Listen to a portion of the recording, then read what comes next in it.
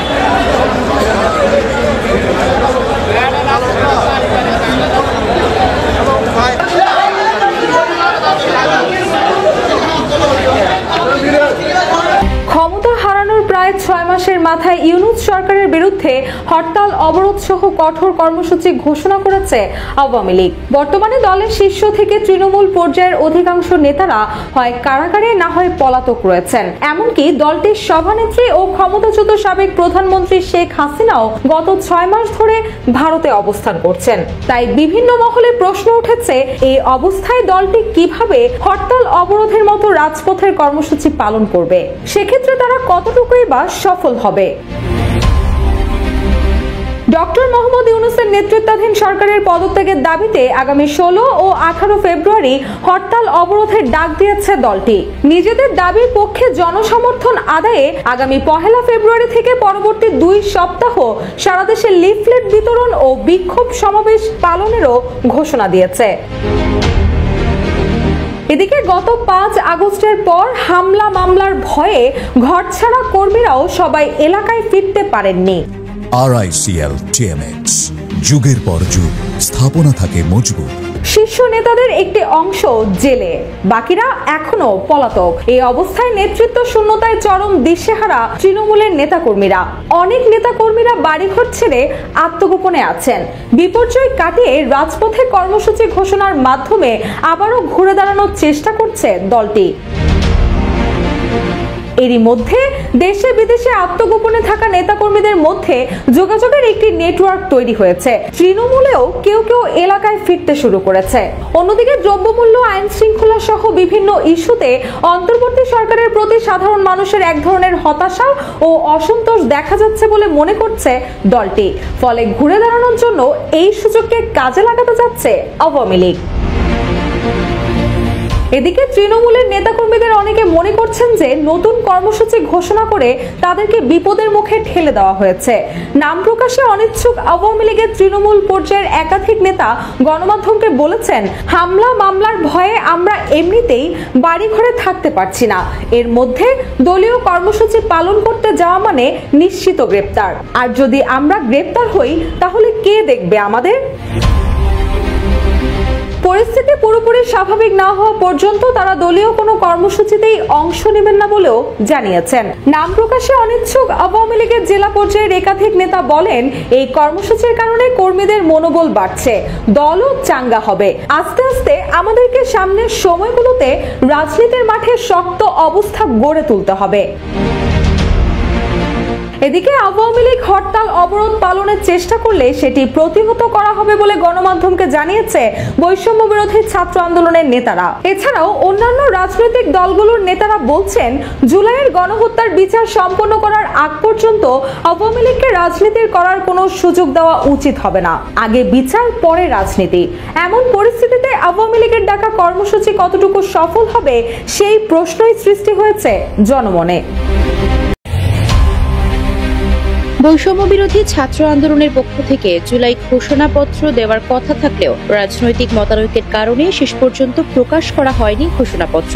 পরবর্তীতে সরকার এই ঘোষণাপত্র প্রণয়ন প্রকাশের দায়িত্ব নেয়। এবার ঘোষণাপত্রের কিছু প্রস্তাবনা নিয়ে আসতে যাচ্ছে বিএনপি। কি থাকছে সেই ঘোষণাপত্রের খসড়ায়? জুলাই গণ অভ্যুত্থানের ঘোষণাপত্রের জন্য দলের প্রস্তাবের খসড়া তৈরি করছে বিএনপি। দলটি এখন তাদের প্রস্তাবের ওপর যুগপৎ আন্দোলনের শরিক দলগুলোর মতামত নেওয়া শুরু করেছে। বিএনপির মিত্র দলগুলোর সঙ্গে ঐকমত্যের ভিত্তিতে প্রস্তাব চূড়ান্ত করে তা সরকারকে দেবে বলে দলটির একাধিক নেতা জানিয়েছেন। বিএনপি তাদের প্রস্তাবে 16টি দফা তুলে ধরেছে। তবে বৈষম্য বিরোধী ছাত্র আন্দোলন ও জাতীয় নাগরিক কমিটির তৈরি করা ঘোষণাপত্রের যে খসড়া পত্রপত্রিকায় প্রকাশিত হয়েছে, এর সঙ্গে বিএনপির প্রস্তাবের পার্থক্য রয়েছে। জৌন ইলেকট্রনিক্সের সুপার এক্সচেঞ্জ অফারে 1-এর ভিতর 3, পুরনো বদলে নতুন নিন। জৌন ইলেকট্রনিক্স।